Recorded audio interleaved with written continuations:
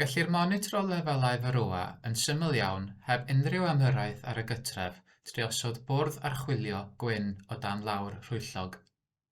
Cyn ei fewnosod, rhowch jeli petroliwm ar y bwrdd gan fod hyn yn gwneud i'r milurion lynu at y bwrdd yn hytrach na chael ei chwythu i ffwrdd gan ddrafftiau. Llithrwch y bwrdd archwilio o dan y llawr rhwyllog. Ar ôl tua diwrnod, fe welwch felurion o'r cwch gwenyn yn disgyn ar y bwrdd.